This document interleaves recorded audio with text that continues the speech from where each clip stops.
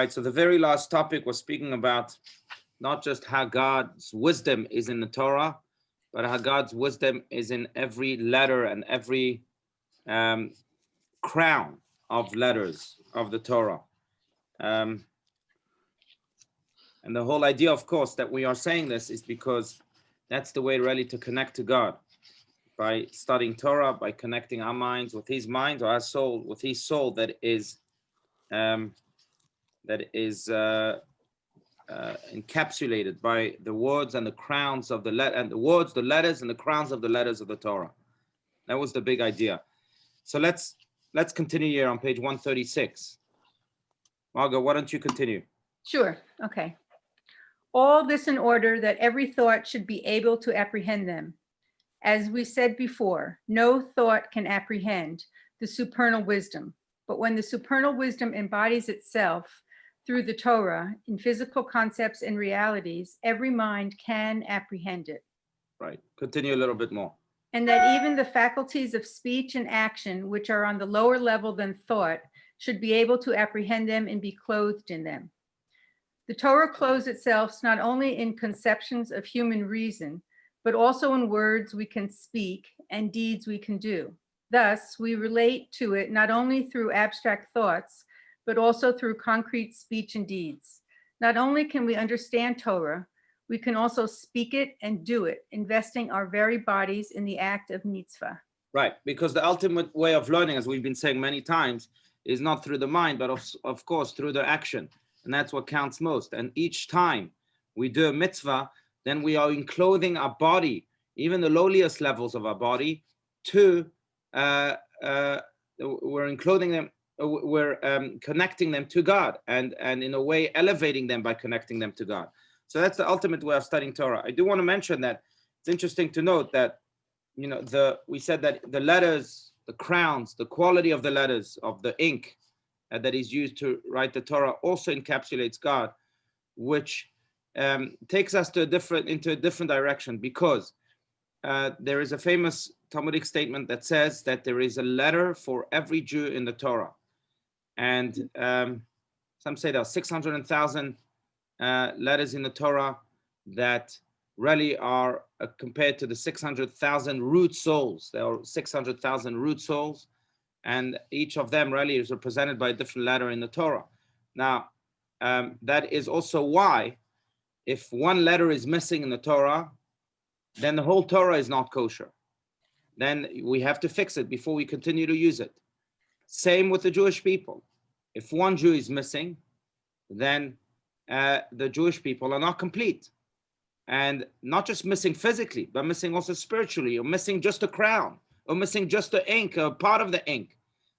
That is considered missing according to halacha. So it's not like if one Jew is in a little trouble, then it's up to us to go and try and help that Jew, because that Jew is affecting the whole assembly of the letters of the Torah. And you might say, wow, he's only missing his crown. He's only missing just, you know, maybe the edge of the letter. But still, you're missing your crown, it needs to be fixed. So no, but I just want to reconnect this, Ronnie. And so I think what the Tanya here is propelling us to do by saying that it's the action here that also connects us to God, or maybe the action that counts most. It's not that learning doesn't count, but that action counts most. Most of the actions in the Torah are other-oriented. You name a mitzvah, and an action mitzvah, and I'll show you how it's other-oriented. Maybe what the Tanya is saying is that if we really wish to connect to the essence of the Torah, which really is dependent on the unity of each and every one of its letters and crowns, then we have to translate all of this learning into action by being other-oriented to ensure that this Torah of the Jewish people, or that the unity of the Jewish people really indeed remains complete. Yes, Ronnie? Now my mouth is full now. Good. Good thing. The brain should be full. So two questions, couple of things, or things to discuss. Number one, when you do a mitzvah and connect with God, you're not only doing a mitzvah for yourself and connecting yourself to God, but who you're doing that mitzvah for also elevates them and makes it better for everybody. That's right. Second question. Very good. Yeah. So what is a Jew? Which, who's going to be considered part of that ensemble? Who's to say who's a Jew and who's not a Jew? Okay, so that's a great question. So I'm going to quote Rabbi Steinsaltz since we're learning his commentary. He has a great book that I would recommend called We Jews, Who We Are and What Should We Do is the subtitle. But I may have it right here and I can show it to you. But so he speaks of the Jew being part of the Jewish family, that our forefather Jacob that we just read about in last week's a little bit in last week's portion too. He founded the Jewish family, the 12 tribes. From the 12 tribes came the Jewish people. Now, if you're a descendant of those tribes, then great, you're a part of the Jewish people. Now, halachically, you should be. It's a mother lineage. It's what's it called? Maternal lineage, and but if you're from a paternal lineage, then you're still called Zera Israel, the seed of Israel. Now, they are converts, and non-converts are like adopted children in a family. They are just a part of the family as any biological child is in the family. And really, that is the halachic definition, so to speak, of the Jew. But if you want to go even deeper than that, then I don't know why, but the quote of Rabbi Yitzchak Ovorka, somewhere in Poland, who was, by the way, the ancestor of Rabbi Steinsaltz himself. He's a great Hasidic master who lived about 250 years ago. Rabbi Yitzchak Ovorka would say, what is a Jew? One that can be shouting while remaining silent, one that can be dancing while sitting still, and one that can be in a crowd of thousands yet still feel alone. That's the Hasidic definition of a Jew. But in any case, that's to answer that. And yes, I do agree with your first statement, and that is that if we can reach out to someone else, then we make the whole unity of the Jewish people stronger. Isn't that really the importance of doing a mitzvah? Not to connect yourself to God, but to do it unselfishly and do it for others and not for yourself. No doubt. But if that's the only thing that motivates you, do it anyway. Because at the end of the day, the mitzvah will be done. If you're going to give $5 to tzedakah, and you want to put your name everywhere, and you want to announce it in all the newspapers that you gave $5 or whatever it is, well, do it anyway. So who cares about your selfishness? Because at the end of the day, that poor person will be receiving $5. Well, he needs it. So at the end of the day, if that shouldn't stop you. Is it the right way, the ideal way? No, but it shouldn't stop you. But I will mention this. Speaking of your analogy of yes, that we are enhancing each other by reaching out to each other, or by reaching into each other, really, that's what we should be saying. There's a beautiful passage in the Talmud that speaks about how, in the Jerusalem Talmud, it speaks about how if a person cut his hand, say you were preparing food or you were in the kitchen and you cut your right hand. The Talmud asks the question, is the right hand now, because it was cut by its left hand, is the right hand now so upset to take its revenge and then take a knife and cut the left hand for doing that? No. Same with the Jewish people. We're one body. Really, that's what we're saying. 600,000 letters that are part of one Torah. So if one person hurt me, does that mean I have to now take my right hand and hit that other person? Then you'll be destroying more of the Torah. That's really the way we should view this unity in mitzvahs, and also in thinking twice before we hold a grudge, thinking twice before we answer back, thinking twice before we say anything or even feel anything. But that's how deep this unity has to go.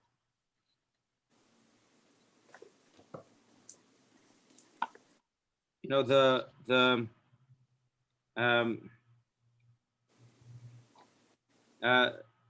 speaking of unity, I mean, I think it's an important topic to speak about, especially in these, these very days. But speaking of unity, I think that I made a mistake because I wrote about unity, and I think that the word unity, and I've mentioned this before, the word unity really ought to be changed to the word harmony. Because unity implies that we have to almost become one. Uni comes from the word one. And that's really not the goal of Judaism, not to unite people, to create harmony between people. What's the difference? When I unite people, then the only way really people can become one, unless it's a husband and wife that they are one already. In essence, it's just two halves coming into one. But besides that, the only way to really become one is that I have to lose a little bit of myself, and the other person has to lose a little bit of himself, and then unite with that which we have in common. But in that type of unity, then we are less than ourselves. And being less than ourselves will eventually affect my connection with the other. I'll feel very suffocated. And that unity won't last. On the other hand, when I have harmony, then I say to the other, you have to be your full self. I have to be my full self. And let's harmonize. Let's find both the love and the respect to live together in harmony. And that is really what that's the model that's sustainable. And that's the model that thrives. And that's the model that the Torah itself shows. When we speak of 600,000 letters, we speak about 600,000 very distinct letters, distinct in their shape, distinct in their meaning, in their content. Some letters speak about the story of the Exodus. Some letters speak about the intricacies of the sacrifices. But we have very distinct letters.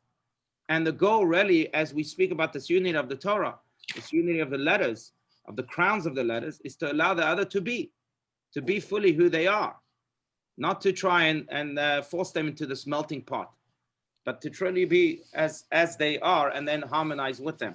So that really is the goal. And that's, again, conveyed by this big idea of the 600,000 letters that are very, very distinct from one another.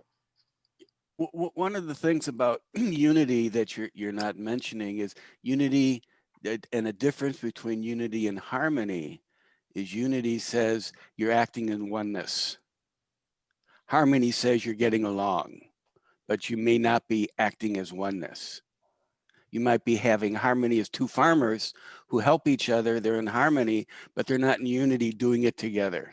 I understand. No, that's a good twist on the word unity. Yeah, I think it has that connotation too. On the other hand, also it has the other connotation. So yeah. Okay, thank you. Yeah, very good, very good. You're right.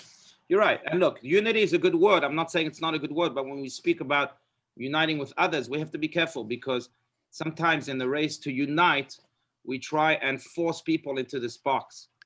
We have to, yes, sometimes we have to give up to unite. Yeah, I hear what you're saying. Thank you. Yeah, no, thank you. Yeah. Look, I let's speak in favor of unity though, because there is oneness in this world, that I am one with everyone, and I'm one with every creature of God. How so? Even with insects. How so? Because at the end of the day, we share the same spark of creation. God created us. At the very essence of me and the very essence of the insect, there's the creation of God. And on that level, on that very profound, essential level, I am one with others. But then there is also the mission that we each have. The mission I have is a very different mission than a mosquito has. And in that sense, we're very different. We can't be one. In that sense, we have to harmonize. Yeah. It's very similar to love and kavod. The Torah doesn't say love your parents. It says kavod avi ve'imach. Love, respect your parents. It doesn't say love. You can't tell me to love my neighbor. I could respect him, but I don't have to love him. I love my wife, but outside the house, I think respect is important. And the word tolerance is a word that really bothers me. if it's to tolerate someone or to have respect for someone, there's a big difference. That very well said. You know, there is no word for tolerance in Hebrew. There's no word for tolerance in biblical Hebrew. There's no word. The word that exists in modern Hebrew is sovlanut. Sovlanut comes from the word suffer. In other words, if I have to suffer you, I'll suffer you. But that in and of itself also is a very bad word. So that's correct, because we don't believe in tolerance. We believe in respect. We believe in harmony. We believe in that essential oneness that we spoke about. That if tolerance is not a way to conduct any type of relationship. Very well said. Yes, I want to quote here. Sent it to me anonymously, but that's because he's just humble. But I received here this chat that says in the chat that harmony, and it's a beautiful way of putting it. Harmony leads to something greater than itself. Unity binds one to its own form. And that's very true. When I harmonize with the other, then I learn to learn from the other, the way he or she is. When I unite, I don't see the other, so I remain in my own bubble. The distinctiveness of the other I don't see in unity. Yeah. Okay, Shakar, beautiful, very good. In any case, so this again, reconnecting this to what we are speaking about. Speaking of the Torah, so we spoke about how the Torah conveys God's wisdom, and God contracted himself to every letter and every crown of the Torah. But in a way, it's also what we're saying right now is that it's also representative of God contracting himself into this concept of harmony, where the more we can connect to other letters, and the more we can harmonize, even with the most different, the letter that's most different than us, the more we can also connect to this oneness of God, to this wholesomeness of God. Okay, so do we harmonize with God, or do we unite with God? oh, that's a good question. I think that's a very good question, because it leads us to the point that, you know, what we've been saying about unity versus harmony, that surely exists between human beings. But us versus God, I think the goal then should indeed be unity, because God is us and we are God. In us, we have a part of God. And the more we can unite ourselves, our external self, with that internal self, which is God, then the more that God can really radiate through us and even guide us and be us in the full sense of the word. And so really the goal then is to unite. And I think that's really the definition of a righteous person. What's a tzaddik? Tzaddik is someone who's so one with God that he has no other identity. You see him, you see God. At least you see a representative of God. You see the ultimate ambassador. Yes, Ronnie. And just adding to that, from my perspective, in order to unite with God, we need to awaken the God within us. Right. Absolutely. That's correct. Right.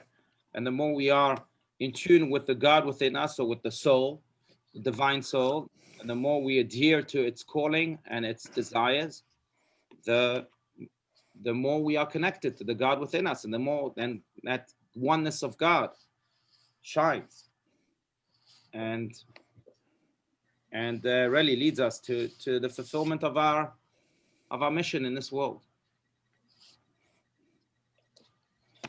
Now, you know, going back to the tzaddik, I think the tzaddik has that 100% of the time. It doesn't mean that we can have that at least 10% of the time. Most people have that, feel that oneness, and are in tune with that oneness some of the time. Now, some have it 10%, some have it 50%. I think the righteous have it 100% of the time. Certainly, though, the goal, the aim of every human being should be to have it as much of the time as possible. And you know, when I act godly, and again, it comes through the three It's interesting because I think that the way to achieve this is, we spoke about this in the Tanya already, through the 3 channels of thought, speech, and action. The more we can think God and push away any other opposing thought, the more we can speak God, and the more we can act godly, the more in tune we'll be with that God within, the more one we'll be with God. And then we'll increase our percentages of connection. You know, I once asked a violinist in the Atlanta Symphony, because I was very impressed, and I got to meet some of the musicians at the end of their performance. And I asked the violinist, you know, to me, the ignorant, there's really no difference between you and Yitzhak Perlman, who's the best violinist in the world today, or one of the best violinists in the world today. So what is the difference? How come you're not Yitzhak Perlman? And he answered so beautifully. He said that I am Yitzhak Perlman maybe 9% of the time. Yitzhak Perlman is Yitzhak Perlman 93% of the time. What he was saying is that to achieve that perfection in music, in violin at least, then you have to be Yitzhak Perlman. You have to be as perfect as possible 93% of the time, at least 93% of the time. He doesn't achieve that perfection at 93, only 9% of the time. And that's the difference between him and Yitzhak Perlman. Now, in a way, I think that's the difference between us and the righteous. The righteous are constantly occupied with God. And not just with God in a selfish way, and quite opposite, in the most selfless way. What does God want from me is their only question in life. Not necessarily what I want from God, what I need, what my egotistic desires are. What does God want from me? And they live according to that motto, day in and day out, night in and night out. Now, can we live in that level of consciousness 100% of the time? Most of us can't. 93% of the time, no, most of us can be Yitzhak Perlmans in a divine way. 9%, surely. 20%, I would say even yes, maybe even 50%. But that becomes really the goal, to at least try and be Yitzhak Perlmans in our life. To ask what, you know, they say, don't tell God how great your problems are. Tell your problems how great God is. It's a whole different shift. It's a shift of thinking. And not necessarily what I want from God. It's what God wants from me. And that could be a very uncomfortable question, because it might ask us to change a lot of things in life. Right now, I want to have a good coffee and sit on the beach and then, you know, disconnect from this world. Maybe God doesn't want me to do that right now. So it's a very uncomfortable question. But the righteous not only ask that question all the time, but they also adhere to the calling of that question all the time. And that's really the ultimate goal of, and that's how we connect the God within us to the God there. And what is the question? What does God want from me now at this point? And will God tell us that, or do we listen to the God within us to tell us that? Well, some of the time we can know that by ourselves. If I'm doing something wrong, I know that I'm doing something wrong most of the time. Or if I'm doing something, it doesn't have to be something wrong. If I'm doing something completely futile, I probably know that it's futile. But sometimes it takes a lot of unlearning, like we spoke about. Sometimes it takes a lot of you know, going inwards and listening to the voice of your neshama within. Say this, you know, learning about Rabbi Stein's words here, and I actually have it right in front of me. But this is a speech Rabbi Steinsaltz gave at the bar mitzvah of my brother, and it's just a wonderful speech that I decided to print and keep it in front of my eyes the whole time because of its words. And it says that there are different types of learning in life. There's learning from, you know, in school, you learn to learn from your teachers. And then another type of learning, and it goes through, I'm not going to bore you with all of them, but then you learn to also learn not just from your teachers, but also from every human being. Quoting Ben Zoma, one of the Mishnaic sages in the ethics of our fathers, who is wise? He who learns from everyone. Alomed mikol adam. Then there's another type of learning, maybe even a higher type of learning. And that's where you learn from life itself. And then the highest type of learning is, to quote the Baal Shem Tov, Nishmat Adam Telamdenu. The soul of man will teach him. That's the highest type of learning, where it's your soul that teaches you. Now, to reach that level, of course, you need a lot of self-refinement, self-introspection, and also unlearning, and being in tune completely with what God wants of me. But that's the highest level. And sometimes it's through experiences of awakening. The context, make it more personal, but the context of his speech was really based on my grandfather that I'm named after, Pinchas, and my father's father, who was a very devout Jew, but not necessarily religious or observant. And he was a French soldier. In fact, he was expelled by Marechal Pétain in Marchemont, one of the generals of the French army who collaborated with the Nazis in 1941. He expelled all the Jews from the French army. Eventually he came back, was injured, long story. But when it came time for my father to be bar mitzvahed in 1956, he took him to the closest synagogue to the town they lived in, which was about a 2-hour ride from this little town outside of Paris that they lived in. And the rabbi who welcomed them said, well, we don't bar mitzvah just everyone here. Your son needs to know the minimum. What's the minimum? He says, I'll ask him a few questions. And he asked my father, what are the 3 festivals in the Jewish calendar? And my father didn't know. 3 festivals are Passover, Shavuot, and Sukkot. My father named the only festivals that he knew was Passover, Rosh Hashanah, and Yom Kippur. And then the rabbi said, well, sorry, we can't bar mitzvah your child until he has the minimal knowledge of Judaism. And my grandfather was so touched that he began to sob. And my father relates his journey of return, of reconnection to Judaism, was because of that sob, seeing his father sob that he didn't give his children the education that maybe they needed. And Rabbi Steinsaltz spoke of that sob, of how it created this ripple effect in our family. And I don't mean to speak about myself, but just to make this point, that sometimes you have this awakening of the neshama, like my grandfather experienced, which might have been, as we spoke about, the yechida shebanefesh, that deepest part of the neshama, the 5th level of the neshama, of the soul, that is expressed. And that's when the neshama teaches you. Nishmat Adam Telamdenu. That's when sometimes you actually experience that it's not the teachers, it's not people, it's not life, it's your own soul that teaches you the most important things. But that's the idea. Being a tzaddik 100% of the time means that you ask, what does God want of me? Anyhow. Okay, we can continue unless there's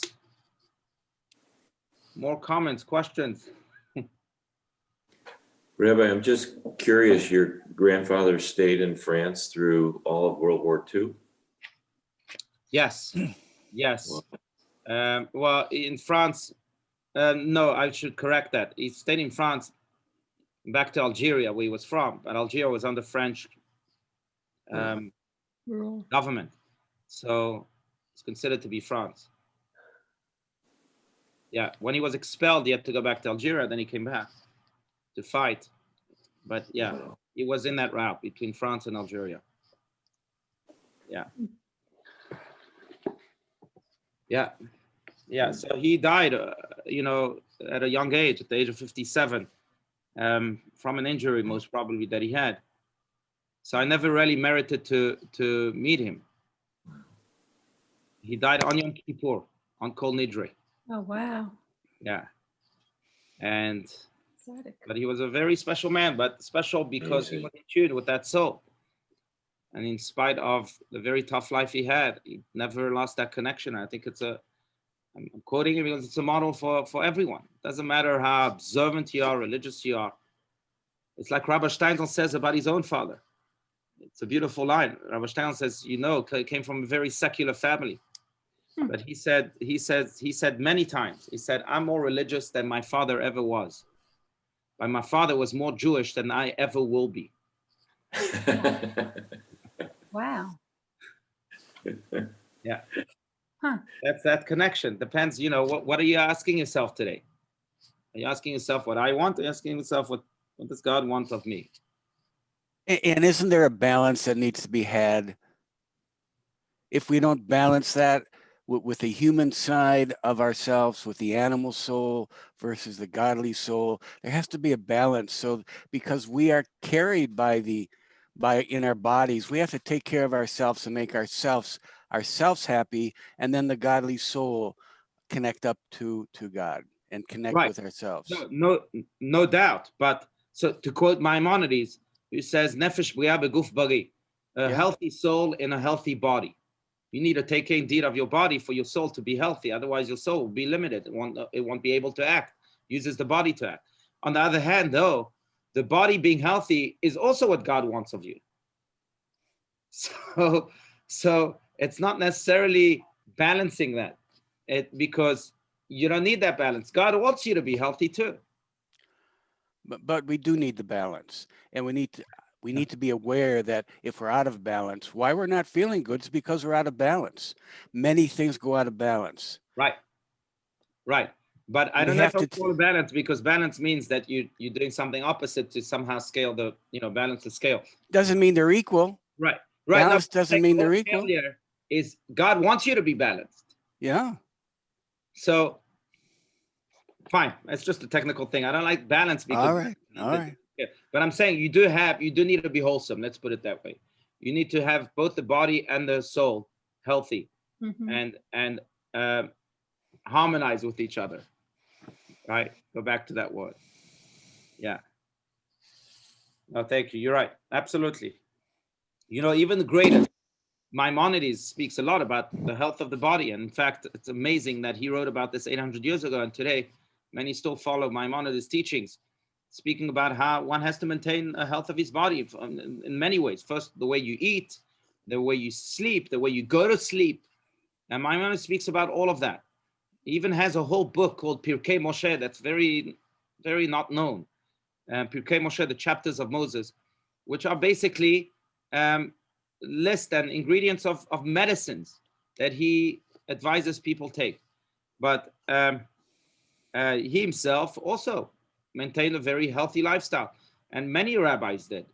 The one that comes to mind is, I know we have Linda Ben Aderet here with us. Her great grandfather, Rabbi Shlomo Ben Aderet, who was the chief rabbi of Barcelona, 13th century giant, who wrote many books that are studied until today in yeshivas, called Tshuvot HaRashba, the responsa of the Rashba. He was known as the Rashba because those are his initials, Rabbi Shlomo Ben Aderet. But he was a doctor too, by the way, and he would walk every single day. He would go on a walk. Now, he didn't have time to go on a walk, but he would go on a walk, I think, for at least 10 minutes, maybe even a half an hour every day, just to maintain the health of his body. So, and there's hundreds of examples like that. But much of our health is not in our control, though. I mean, it's more from God, as much as we can do. Right. Absolutely. But that which is under our control, we should try and control it in the best of ways. Yeah. Sure. It's a tough act, because sometimes, it asks you to be involved with your body when really you want to be involved with your soul. But we have to remember again that a healthy body and a healthy soul work best together.